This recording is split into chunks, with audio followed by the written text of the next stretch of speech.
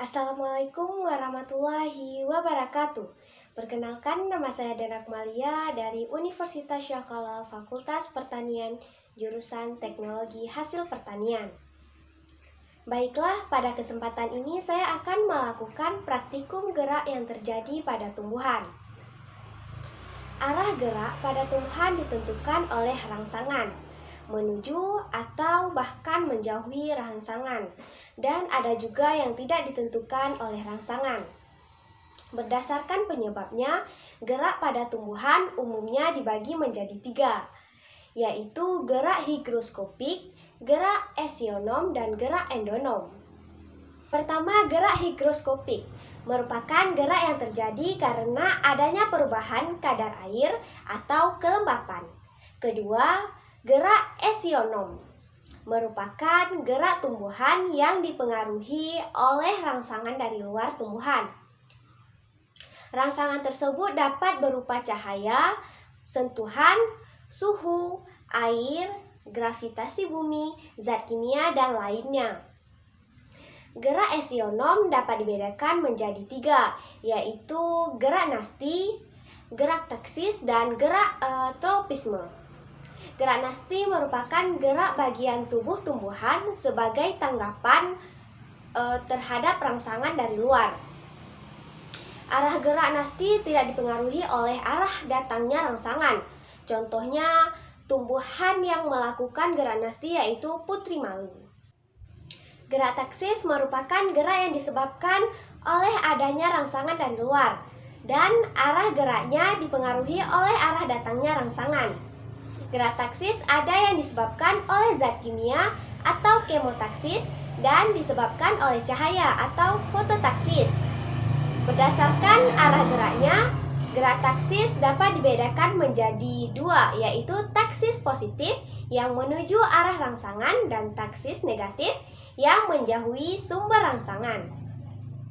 Gerak tropisme merupakan gerak bagian tubuh tumbuhan sebagai tanggapan terhadap rangsangan itu. Jika geraknya mendekati rangsangan disebut tropisme positif, sedangkan arah yang menjauhi rangsangan disebut tropisme negatif. Ketiga, gerak endonom merupakan gerakan tumbuhan yang dipengaruhi oleh rangsangan berasal dari dalam tumbuhan. Pada gerak endonom dibagi menjadi 2, yakni endonom nutasi merupakan gerakan spontan atau gerakan aliran sitoplasma pada tanaman Hydrilla verticillata. Kedua, endonom higroskopik yang diakibatkan kadar air yang rendah, contohnya seperti pecah kacang polong-polongan kering. Baiklah, sekarang saya akan melakukan praktikum mengenai gerak yang terjadi pada tumbuhan. Untuk melakukan percobaan gerak yang terjadi pada tumbuhan, alat dan bahan yang dibutuhkan yaitu kardus, air, 3 buah gelas plastik, kacang hijau, kapas, cutter, gunting, dan selotip. Baiklah, langkah pertama yang kita lakukan yaitu siapkan 3 buah gelas plastik. Kemudian, masukkan kapas ke dalam 3 buah gelas plastik ini.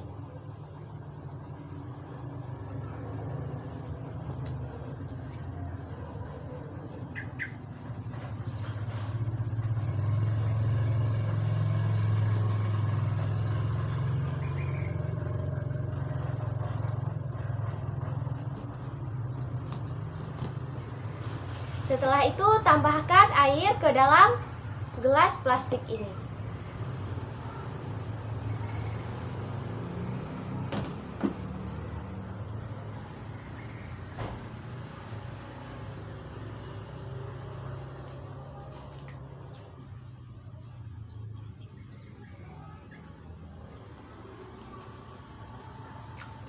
Kemudian, tunggu hingga kacang tanah tumbuh mencapai ketinggian 4 cm.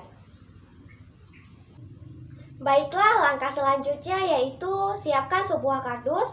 Dengan kardus diberi 3 buah ruangan. Seperti ini.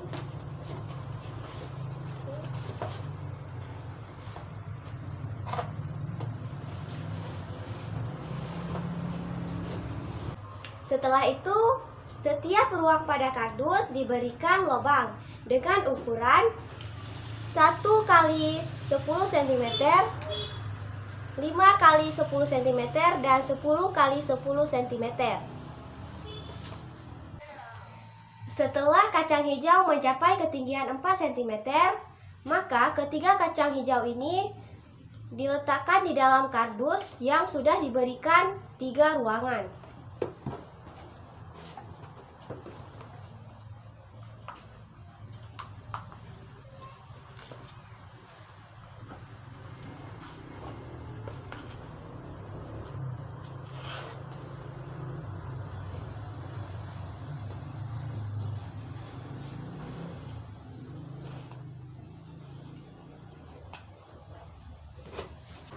Setelah itu, tutup kardus dengan menggunakan selotip, sehingga tidak ada cahaya yang dapat masuk ke dalam kardus, kecuali melalui lubang yang telah dibuat.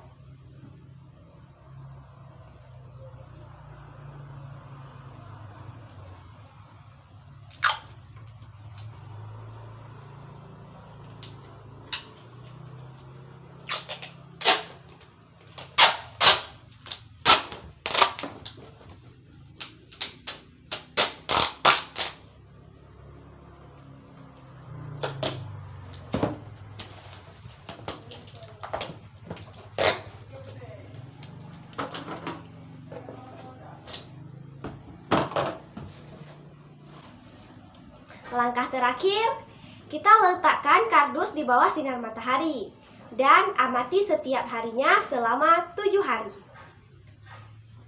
Baiklah, sekarang kita akan melihat arah gerak tumbuhan kacang hijau setelah 7 hari yang diletakkan di bawah sinar matahari.